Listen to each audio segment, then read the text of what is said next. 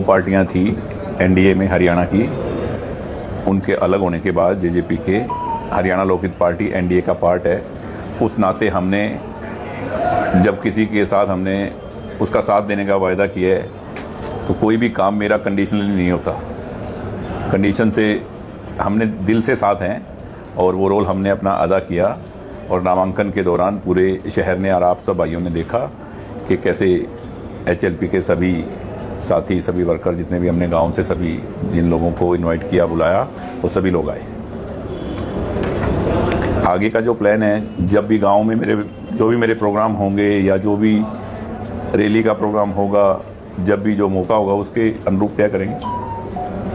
तो आप किस रूप में देख रहे हैं पूरे देश के चुनाव को? तीसरा चरण का चुनाव कल होने जा रहा है मतदान का, तो आप देश में क्या देख रहे हैं? देखो, मेरी सोच कोई आप लोगों से अलग नहीं है। आप भी सोच रहे होंगे कि देश, अब आप देख लो सामने मोदी जी के कौन है, क्या वो आज जो देश की स्थिति है, जब उन लोगों के पास देश था, उनके हाथ में देश था, इतने सालों तक उन्होंने राज किया, क्या ये हालत थी हमारे देश की, हमारे भारत की, हमारे हिंदुस्तान का? ये जो जलवा, ये जो गौरव है पूरी दुनिया में, पूरे संसार में ये था?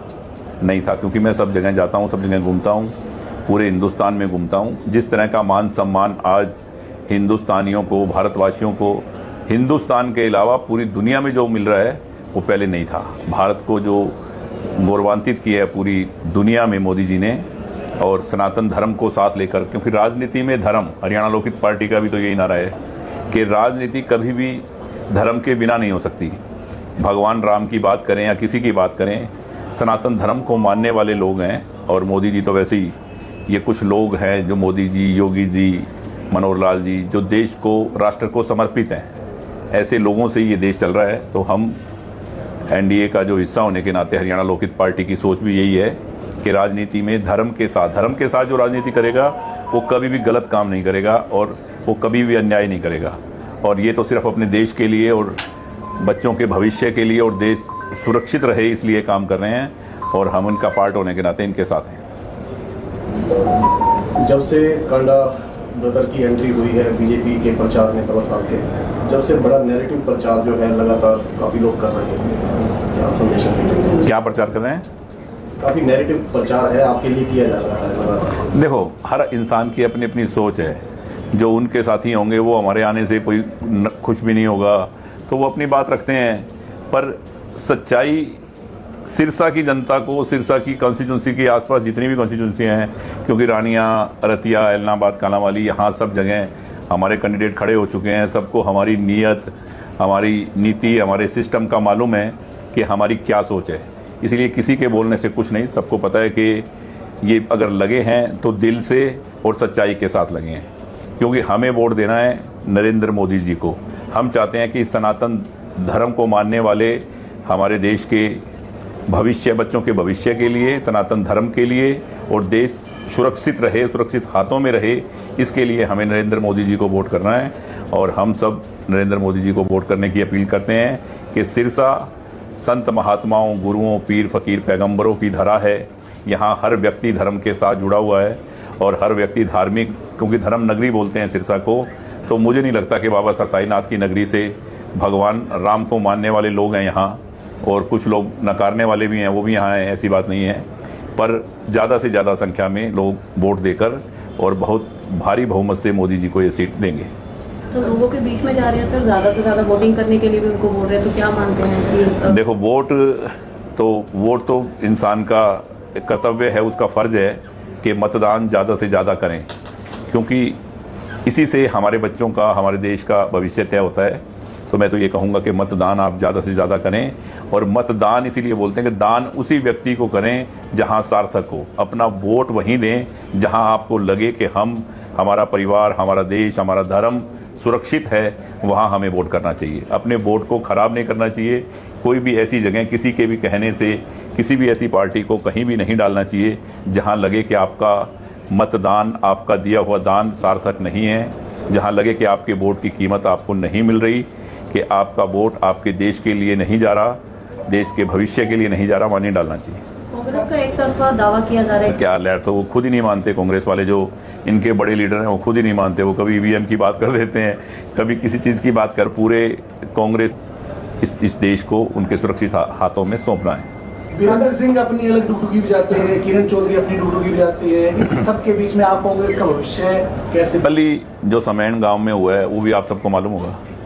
तो यहाँ क्या है कि हमेशा ही इनकी आपसी लड़ाई जो है कांग्रेस की, वो बहुत बड़ी बात है। आपस में ही लड़के आपसी फूट के कारण, और वही अब है। अब ये ना बोलने चाहें, पर अंदरूनी क्या है आपको ही मालूम है कि क्या हालत है इनके, क्या है।